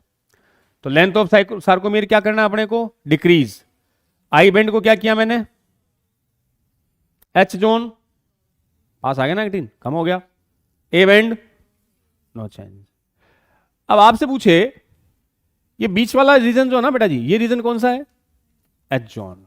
ओनली मायोसिन है तो लाइट होगा, H zone only myosin, H zone में ओनली मायोसिन, आई बेंड में ओनली एक्टीन, और ए बेंड में एक्टीन प्लस मायोसिन, दोनों दोनों, तभी तो डार्क है वो। ठीक है, चलो अगले पॉइंट पे आता हूं मैं। एक वो डायग्राम से छोटे से समझा दूं कि जैसे 3 कंडीशन देके बता रहा हूं बच्चों। ये रही फर्स्ट कंडीशन, ये है मान लो आपकी जेड लाइन, ये कौन सी लाइन है, जेड लाइन, और जेड लाइन से ये जुड़े हुए हैं कौन से, एक्टीन। अब मसल्स में क्या करवाया, कॉन्ट्रैक्शन, कॉन्ट्रैक्शन करवाया तो जेड लाइन एक दूसरे के पास आ गई, कौन खिसक गए, एक्टीन। और जब मसल्स भयंकर वाली कॉन्ट्रैक्ट होगी, भयंकर वाली हाइपर कॉन्ट्रैक्शन, गौर करना तीनों डायग्राम पे। पहला जो डायग्राम है, फर्स्ट डायग्राम, ये तो नॉर्मल सिचुएशन को शो कर रहा है, मतलब मसल्स फिलहाल क्या है, रिलैक्स है। दूसरा कंडीशन शो कर रहा है मसल में क्या हुआ, मसल्स कॉन्ट्रैक्ट हुई। ये मसल्स में हाइपर या मैक्सिमम कॉन्ट्रैक्शन। कैसे पता चलेगा तुम्हें, आओ बोर्ड पे, ये रहा, ये है मेरे एक्टीन, एक्टीन के बीच की जगह एच जोन, एच जोन ज्यादा है मतलब रिलैक्स, मसल में कॉन्ट्रैक्शन हुआ तो जेड लाइन पास आई, एच जोन कम हुआ और कॉन्ट्रैक्शन हुआ, एक्टीन ने एक दूसरे को ओवरलैप कर लिया, एच जोन डिसअपीयर। क्योंकि एच जोन किसका बनता है, केवल मायोसिन का। मैंने जब ओवरलैप कर लिया तो केवल मायोसिन बचा ही नहीं। तो डायग्राम देख के समझना, यहां एच जोन सबसे ज्यादा बेटा जी, ये रहा एच जोन, इसमें एच जोन कम, और यहां गायब ही हो गया क्योंकि एच जोन केवल किसका बनता है, मायोसिन का, और एक्टिन तो क्या कर चुके, ओवरलैप। तो मैक्सिमम कॉन्ट्रैक्शन का पता चला जहां एच जोन क्या हो गया था, डिसअपीयर। बिल्कुल लास्ट डायग्राम पे देखना, लाना भूल गया मैं, ये वाला डायग्राम है, इसको देख के समझिए बेटा जी। ये वाला जो डायग्राम है ना, इसमें तीनों कंडीशन है। सबसे पहले रिलैक्स, आप एच जोन देखो बस, दूसरे में कॉन्ट्रैक्ट, एच जोन शॉर्ट, और मैक्सिमम कॉन्ट्रैक्ट में गायब। वहां लिख सकते हो मैक्सिमम कॉन्ट्रैक्शन में एच जोन डिसअपीयर, क्योंकि एक्टीन एक दूसरे को ओवरलैप कर गए। ये मैक्सिमम मसल कॉन्ट्रैक्शन। डायग्राम देखिए, अगला पूछ सकता है, एच जोन अगर ज्यादा दिख रहा है, मतलब कंपेयर करके पूछेगा कौन सा रिलैक्स है, कौन सा कॉन्ट्रैक्टर, कौन सा मैक्सिमम कॉन्ट्रैक्ट है। एच जोन इसमें क्या होगा, डिसअपीयर। सर्दी थोड़ी लगती है तुम्हें, लगती है क्या, बता दूं 25-26 पे, ठंड लगेगी, बढ़ा देता हूं टेम्परेचर 2-3 मिनट बस, ठंड लगे तो बता दियो। मुश्किल से तो आया सर हैं, पाछा थे जुकाम बुखार करोगा हमारे। 2 मिनट, मेरे क्या हाई बीपी रहता है, बीपी कितना रहना चाहिए, 120/80 mmHg। 120 कौन सा होता है, ऊपर वाला होता है सर, 80 नीचे वाला होता है ना। हाँ, सिस्टोलिक डायस्टोलिक ज्यादा कब होगा, डायस्टोलिक क्या उसी, मैं हार्ट ने पिचकायो, पिचकाने को क्या कहते हो, जब पिचकाऊंगा तभी तो प्रेशर बढ़ेगा। अरे वॉल्यूम कम, पीवी बराबर एनआरटी, तो पी इनवर्सली प्रोपोर्शनल वी, मैंने हार्ट का वॉल्यूम तो प्रेशर, तो 120 सिस्टोलिक हुआ ना, और 80 डायस्टोलिक, कम डायस्टोल में होता है, सिस्टोल में तो ज्यादा होगा। अब देखना बच्चों, पूरी प्रोसेस है, एक मसल कॉन्ट्रैक्शन का एक पैराग्राफ है, भर भर के दिया है एनसीईआरटी में, वो पैराग्राफ समझ लो कि कॉन्ट्रैक्शन कैसे होता है। सुनो, कॉन्ट्रैक्शन के लिए सिग्नल कहां से आएंगे, ठीक है, तुमने कह दिया सर कैल्शियम निकला, ट्रोपोनिन पे चिपका, ट्रोपोनिन हटा, एक्टिन मायोसिन जुड़ा, मसल कॉन्ट्रैक्ट हुई, लेकिन सबसे पहले सिग्नल कहां से आएगा, सीएनएस। मैं बता रहा हूं, पूरी मैंने लिखाई हुई है, मैं वही दिखाऊंगा बस ये समझाने के लिए। सबसे पहले ऑर्डर कहां से आया, मुझे अंगुलियों को पिचकाना है, क्या हो रहा है, कॉन्ट्रैक्शन। ये कॉन्ट्रैक्ट करने के लिए ऑर्डर किसने दिया, सीएनएस से, सुनो तुम है ना, ये मैं वो पूरा लिखा हुआ वहां से उठा देंगे। सीएनएस से सिग्नल लेकर कौन आई? बच्चों दो टाइप की न्यूरॉन होती है, सेंसरी और होने को तो मिक्स भी आती है, लेकिन अभी दो वर्ड याद रखो, सेंसरी एंड, जो सिग्नल लेके जाए, सेंसरी वापस लाए। मैंने यहां टच किया, पिन चुभोई, चूंठिया भरा, दर्द हुआ, वो सिग्नल कौन लेके गया? मैंने हाथ को हटाया, ब्रेन ने वापस सिग्नल भेजे किसके थ्रू? तो मसल में कॉन्ट्रैक्शन हुआ और मैंने हाथ को वहां से हटा लिया। तो यहां तो सिग्नल आ रहे हैं ना मसल के पास, तो कौन लाया? Motor neuron.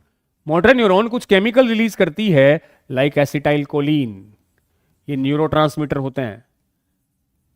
अगला चैप्टर नर्वस सिस्टम में आएगा कि जो न्यूरॉन से सिग्नल आए वो कुछ केमिकल के फॉर्म में आते हैं बेटा जी, और उन केमिकल को बोलते हैं न्यूरो ट्रांसमीटर। ऐसे केमिकल जो कौन ट्रांसमिट करेगा? न्यूरॉन। न्यूरॉन लेकर आया, नाम है एसिटाइल कोलिन। अब एसिटाइल कोलिन मसल्स के पास आ गया, और मसल एक सेल है, सेल की आउटर कवरिंग कौन है? सार्कोलिमा। सार्कोलिमा को सिग्नल दिया, ले भाई सार्कोलिमा सिग्नल ले ले, कौन लेकर आया? Motor neuron.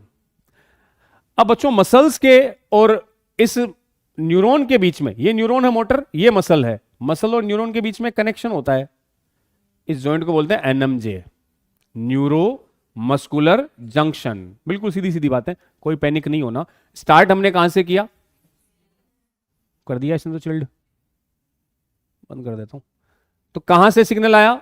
Central nervous system, और लेकर कौन आई?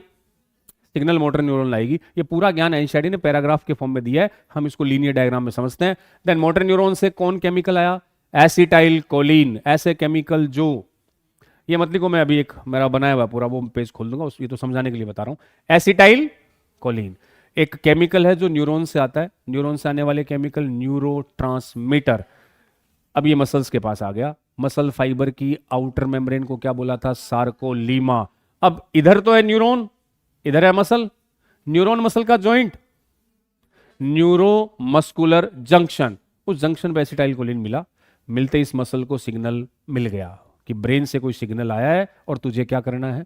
कॉन्ट्रैक्ट करना है। जैसे ही सिग्नल मिला मसल एक्टिवेट हो गई, और बेटा जी एक्टिवेट को न्यूरॉन की भाषा में बोलते हैं डीपोलराइज्ड। डीपोलराइज्ड मैं क्यों समझा रहा हूं, तुमने एसीजी पढ़ी है ना? पी वेव रिप्रेजेंट करती है depolarization of atria, QRS indicate करती है डीपोलराइजेशन ऑफ वेंट्रिकल। डीपोलराइजेशन का मतलब होता है एक्टिव। जैसे सिग्नल मिला वो क्या हो चुकी है? एक्टिव। अब वो सिग्नल मसल्स ने अंदर भेज दिया, मसल के अंदर। यहां था वो कौन? एसआर। एसआर को बोला कि भाई सिग्नल आया है, क्या निकाल? कैल्शियम। तो एसआर ने एक्टिवेट होकर क्या छोड़ दिया? वो कैल्शियम सीधा जाके कहां चिपका? ट्रोपोनिन की सी यूनिट पे। जैसे ही कैल्शियम चिपका कौन हट गए? ट्रोपोनिन और ट्रोपोमायोसिन हट गए। हटते ही एक्टिन की एक्टिव साइट क्या हो गई? एक्सपोज, खुल गई। अब इसके साथ कौन चिपक गया? मायोसिन। एक्टिन मायोसिन जुड़ते ही मसल में क्या हो गया? कॉन्ट्रैक्शन। इस पूरी को मसल फिजियोलॉजी बोलते हैं। कुछ नहीं लिखना, मैं अभी पेज खोलूंगा, वहां से आएगी बातें। कहां से चालू हुए? चलो वही खोल देता हूं, उसी से पढ़ लेते हैं। सिग्नल सबसे पहले आया, लाया तो क्या मैं बता रहा हूं, तो चाहिए मैकेनिज्म, हाँ ये रहा। सबसे पहले सीएनएस ने क्या भेजे? सिग्नल, इंपल्स के फॉर्म में सिग्नल आए। किसके पास? ये दिख रहा है बेटा जी, ये है मोटर न्यूरॉन। सबसे पहले कहां है वो? Motor neuron. मोटर न्यूरॉन ने क्या रिलीज किया? एसिटाइल कोलिन, जो एक न्यूरोट्रांसमीटर है, ऐसा केमिकल जो न्यूरॉन के थ्रू आए। उसने सिग्नल किसको दिया? सार्कोलीमा। सार्कोलीमा क्या हो गई? डीपोलराइज का मतलब एक्टिव हो गई। और इसके बीच में मसल्स, न्यूरॉन और मसल्स के बीच का जंक्शन एनएमजे, बोले तो न्यूरो मस्कुलर जंक्शन। ये कहलाया न्यूरो मस्कुलर जंक्शन। अब कुछ कैटायंस है जो उस सार्कोप्लाज्म के अंदर आएंगे, मतलब ये जो मसल्स है ना बेटा जी, ये तो नर्वस की बातें हैं। जैसी वो एक्टिव होगी अंदर कौन आएंगे? कैटायन याद रखो, ठीक है, नहीं आगे न्यूरॉन वाले चैप्टर में आ जाएगी बातें। सोडियम अंदर गए, अंदर जाते ही कौन एक्टिवेट हुआ? Sarcoplasmic reticulum. उससे कौन निकले? Release calcium ion in cytoplasm, sarcoplasm बोला था। कैल्शियम बाइंड विद ट्रोपोनिन की कौन सी यूनिट? यूनिट से बाइंड हो गए। बाइंड होते ही ट्रोपोनिन और tropomyosin remove from active site of actin. जैसे रिमूव हुआ एक्टिव साइट क्या हो गई? एक्सपोज। एक्टिन की active site expose. Then actin bind with myosin और बन गया एक्टिन मायोसिन कॉम्प्लेक्स। जैसे enzyme substrate complex, enzyme actin myosin complex. और मसल्स में क्या हो गया? कॉन्ट्रैक्शन। मसल में क्या हो गया? ये 8-10 लाइन का पैराग्राफ है, वो सिंप्लीफाई करके मैंने यहां लिखा है। ये तुम लिख लेना, ये तो आ जाएगा तुम्हारे मोबाइल में। मैं इसको एक काम करता हूं, वहां लाके छोड़ता हूं। कैसे आएगा वहां? ऐसे आता ना? ऐसी बात नहीं, आता है मुझे, शक्ल से बावड़ा लगता हूँ ना। ए भाई, कट्ठे आके रोकना है। बस बस बस, ये आ गया, उसी सीक्वेंस में आ जाएगा। देख लेना, वो पैराग्राफ है पूरा ना, तुम पढ़ोगे तो ये सारा सीक्वेंस में वहां दे रखा है। अपन ने ये कर लोगे तो पैराग्राफ पल्ले पड़ जाएगा ये कैसे क्या। एक मैंने यहाँ सिस्टरनी लिखी है, सेल पढ़ लीजिए आपने। तो ईआर में स्ट्रक्चर आई थी ना, वेसाइकल, सिस्टरनी। तो सिस्टरनी में कैल्शियम होते हैं, वहां से निकलते हैं और आते हैं वो। तो ये सार्कोप्लाज्मिक रेटिकुलम के लिए क्या वर्ड लिखा मैंने? सिस्टरनी। स्ट्रक्चर में आता है cisternae, vesicle, tubules. ER Golgi body में नाम आते हैं ना ये, तो वहां भरे रहते हैं सिस्टरनी। ठीक है ना, ये देख लियो, समझा दिया बस इसको। वो अब पढ़ोगे एनसीईआरटी तो ये माइंड में रखना, मोबाइल खोल के, तो वो सारी पॉइंट वहां क्लियर हो जाएंगे। अगला एक वो रेड मसल फाइबर है, एक और। हाँ बोलो।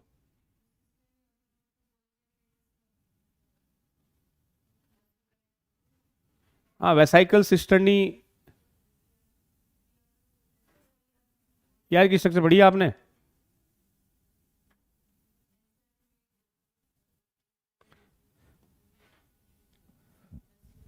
वेसाइकल, सिस्टरनी मतलब शेप होती है तो प्रेजेंट है। अब ये बच्चों एक मैंने बनाया एनसीईआरटी का एक डायग्राम है, ये वाला डायग्राम है ना, उसको थोड़ा सिंप्लीफाई करके मैंने बनाया। उसमें वो एटीपी वाला थोड़ा कंफ्यूज करता है आपको। ये वाला डायग्राम आप इस पे आइयो एक बार, ये वाला डायग्राम है ना, इस पे मैंने इसको थोड़ा सिंप्लीफाई करके बना रखा है। इसमें देखो क्या कंफ्यूजिंग है, थोड़ा सा क्लियर करो। उस डायग्राम में 1 2 3 4 स्टेज दी है ना। सबसे ऊपर वाली को ए लिख दो, यहां से चालू करना आपको, ए बी सी डी, ये सीक्वेंस है। सबसे ऊपर है वो ए है, फिर बी है, फिर सी है और डी है। मतलब first, second, third, fourth, 4 step है। ये डायग्राम आपको समझा रहा है मसल कॉन्ट्रैक्शन की मैकेनिज्म। अब देखना मैकेनिज्म में क्या होता है, मसल कॉन्ट्रैक्शन की मैकेनिज्म। क्लास कितने बजे तक होती है? 10:30 क्या? चलो एक वो फाइबर भी लास्ट बताना है। सबसे पहले ये रहा एक्टिन, ये रहा, ये मायोसिन का हेड है। इस हेड को मुझे किससे जोड़ना है? तभी तो मसल में क्या होगा, कैसे जुड़ जाएगा? एनर्जी का खर्चा, एनर्जी कौन देगा? पहले एक एटीपी आया, मैग्नीशियम तो चाहिए, डिपेंड करता है, कैल्शियम तो वैसे ही चाहिए कॉन्ट्रैक्शन में। एटीपी टूटना क्या कहलाया? एटीपी का हाइड्रोलाइसिस। एटीपी का क्या हुआ? हाइड्रोलाइसिस। एटीपी ब्रेक हुआ, ब्रेक होती क्या निकली? एनर्जी। उस एनर्जी का यूज करके ये जो मायोसिन है, ये जो मायोसिन है, इस पे एटीपी आया, एडीपी, पीआई, और साथ में क्या निकल गई? एनर्जी। इस एनर्जी को यूज करके मायोसिन का सिर किससे जुड़ जाएगा? एक्टिन से। ये गोल गोल एक्टिन है ना, वो एफ एक्टिन वगैरह। तो मायोसिन का सिर किससे जुड़ा? और इस जॉइंट को क्या बोला? Cross bridge. तो क्रॉस ब्रिज बनाने के लिए एटीपी का खर्चा होगा कि नहीं होगा? होगा सर, क्योंकि कॉन्ट्रैक्शन के लिए मुझे क्या देना पड़ेगा? एटीपी। एटीपी चिपका दिया उससे काम नहीं चलेगा, एटीपी को तोड़ो, उससे क्या निकालो। तो भैया पहले एटीपी को ब्रेक किया, ब्रेक किया तो क्या निकली? उस एनर्जी का इस्तेमाल करके जो मायोसिन है वो जाके किससे जुड़ा, एक्टिन से। कौन सी स्ट्रक्चर के through, cross bridge formation. Question पूछेगा आपसे, क्रॉस ब्रिज बनाते टाइम एटीपी का खर्चा आता है क्या? यस सर, एटीपी खर्च हुआ। ठीक है, क्रॉस ब्रिज बना। अब हुआ sliding, rotation, power stroke. Sliding का मतलब एक्टिन मायोसिन से जुड़ गया, अब पतले तंतु मोटे पर खिसकेंगे, स्लाइड करेंगे। स्लाइड तो कॉन्ट्रैक्शन है, उसी को बोला क्या, power stroke. Rotation, actin slide किया मायोसिन पे, कॉन्ट्रैक्शन कंप्लीट। कंप्लीट होते ही क्रॉस ब्रिज क्रॉस ब्रिज वापस टूटेगा। अब देखना एक चीज बच्चों, ये सुनना, चाहे क्रॉस ब्रिज बने चाहे क्रॉस ब्रिज टूटे, एटीपी का खर्चा आएगा। यहां बन रहे थे तब भी मैंने क्या जोड़ा था, एटीपी। ब्रेक करते टाइम भी मैं क्या जोड़ रहा हूं, एनसीईआरटी ने केवल एटीपी लिखा है, मैंने यहां लिखा है न्यू एटीपी, ताकि आप समझ सको कि वो वाला एटीपी अलग था, ये वाला अलग है। तो सीधा क्लियर करना, चाहे क्रॉस ब्रिज बनाओ चाहे तोड़ो, तोड़ने के लिए भी मुझे क्या देना पड़ेगा, एटीपी। नया एटीपी यहां के जुड़ा, टूट गया मतलब दोनों सेपरेट हो गए, रिलैक्स हो गए। फिर जब एटीपी बनेगा तो फिर से कॉन्ट्रैक्शन होता रहेगा। ये एक साइकिल चलती रहती है जिसमें कॉन्ट्रैक्शन और रिलैक्सेशन। एक साइड में क्रॉस ब्रिज बनते हुए दिखाया बेटा जी, एक साइड में क्रॉस ब्रिज को टूटते हुए दिखाया। चाहे टूटे चाहे बने, तुम्हें क्या देनी पड़ेगी, एटीपी। तो ये जो साइकिल आपको दिख रही है, इसमें कितने एटीपी दिखाए हैं मैंने, 2। समझ रहे हो ना, न्यू एटीपी का मतलब ये दूसरा है जो ब्रेक करते टाइम यूज होगा। देख लियो, ये वहीं लाके मैंने छोड़ दिया है। अब लास्ट में एकदम रेड और व्हाइट मसल के 2 फाइबर दे रखे हैं बच्चों, एक लाल है एक सफेद है। उनके कुछ डिफरेंस है, वो डिफरेंस तो क्या डिफरेंस होते होंगे, है नहीं क्या? रेड और व्हाइट मसल फाइबर है, मैं वो डिफरेंस बता देता हूं, तुम रीडिंग लगाना एनसीईआरटी से। कल इसका स्केलेटन चालू करूंगा। 2 टाइप के मसल फाइबर होते हैं, एक तो कौन से होते हैं, रेड, एक होते हैं व्हाइट। नाम से ही देख लो, कलर पे ही है डिफरेंस। एक तो रेडिश होता है और दूसरा व्हाइटिश होता है। ये तो रेड कलर का होता है, ये थोड़ा पेल होता है, व्हाइटिश होता है, हल्का होता है। रेड इसलिए होता है क्योंकि रेड कलर देने के लिए कौन सा पिगमेंट था, मायोग्लोबिन एबंडेंट, खूब सारा होता है। इसमें या तो कम होता है या होता ही नहीं। यहां सार्कोसोम भी होते हैं, सार्कोसोम बोले तो माइटोकॉन्ड्रिया, यहां उनकी नंबर क्या होती है, कम। अब बच्चों सार्कोसोम आ गया, माइटोकॉन्ड्रिया आ गए, मायोग्लोबिन आ गया ऑक्सीजन लेकर, तो कौन सा रेस्पिरेशन, एरोबिक। सार्कोसोम है, माइटोकॉन्ड्रिया है, तो रेस्पिरेशन कैसा, एरोबिक। तो रेड मसल फाइबर को एरोबिक मसल फाइबर भी बोल दिया गया है, क्योंकि ये कैसा रेस्पिरेशन करते हैं, एरोबिक। वहां माइटोकॉन्ड्रिया कम है तो रेस्पिरेशन कैसा, एनएरोबिक। और हम जानते हैं अनएरोबिक रेस्पिरेशन होगा तो क्या बनेगा, कौन सा acid, deposition of lactic acid. और लैक्टिक एसिड जमेगा तो क्या आएगी, थकान। फैटिगनेस का रीजन कौन, लैक्टिक एसिड। एक फर्क देखना, मायोग्लोबिन ज्यादा, सार्कोसोम ज्यादा, लेकिन गड़बड़ करते हो तुम, एसआर इसमें कम और व्हाइट में ज्यादा। ये ध्यान रखियो बेटा जी, एसआर बोले तो सार्कोप्लाज्मिक रेटिकुलम। ऐसा इसलिए बताते हैं कि एनारोबिक रेस्पिरेशन में कैल्शियम ज्यादा चाहिए, कैल्शियम ज्यादा, तो उधर ज्यादा है इधर कम है एनारोबिक में। ये रेड मसल फाइबर में कॉन्ट्रैक्शन स्लो होगा, इनमें कॉन्ट्रैक्शन फास्ट होगा। फास्ट, तुम्हें बोला यहां से इंपल्स की जो एक नई बिल्डिंग है पीडब्ल्यू की, वहां तक भागना है, भाग के जाना है 50 मीटर, तो स्टार्ट हम फास्ट लेंगे, लेकिन अगर प्रैक्टिस नहीं करी थोड़ी देर में थक जाऊंगा। फास्ट दौड़ा लेकिन तुरंत टांगों की मसल्स में कौन जम गया, लैक्टिक एसिड, जमते क्या आ गई, थकान। तो कॉन्ट्रैक्शन फास्ट है लेकिन थोड़े टाइम के लिए, ये स्लो है लेकिन ज्यादा टाइम के लिए, फॉर लॉन्ग ड्यूरेशन, ज्यादा दूरी तक भागना है तो रेड मसल, और ये फॉर शॉर्ट ड्यूरेशन। इसलिए 2 रनर आते हैं बेटा जी, सुना हो तो आपने, एक तो आते हैं लॉन्ग रनर मैराथन, एक होते हैं short runner sprinter. Usain bolt नाम सुना है, उसेन बोल्ट सुना होगा, स्प्रिंटर है ना 100 मीटर की दौड़ का। जो कम दूरी की दौड़ में भाग लेते हैं उनकी थाई मसल्स व्हाइट होगी कि रेड होगी, व्हाइट होगी। थोड़ी दूर के लिए भागना है तो स्टार्ट क्या लेना पड़ेगा, फास्ट, फटाफट सारी एनर्जी फेंक दो, बाद में थक जाओ, कोई फर्क नहीं पड़ेगा। और मुझे 20 किलोमीटर की रेस में पार्टिसिपेट करना है, लंबी रेस को मैं बोलता हूं मैराथन। लंबी रेस वाले थाई मसल्स कैसी रखते हैं? रेड। हाँ, स्टार्ट स्लो लेगा लेकिन लंबे टाइम तक क्या देता रहेगा? एनर्जी। तो लॉन्ग रनर में ये, शॉर्ट रनर में ये थाई मसल्स। छोटे मोटे कुछ पॉइंट रहे हैं, वो अगले लेक्चर में अपन देखते हैं, लेकिन आप एनसीईआरटी पढ़ना, डाउट आएंगे बिल्कुल, पढ़ोगे तो उनको डिस्कस करना। तब तक के लिए थैंक यू, जय हिंद। और अगले लेक्चर में मैं तुम्हारा स्केलेटन चालू कर दूंगा, उसमें ज़्यादा नहीं आएगा, लगभग हो जाएगा।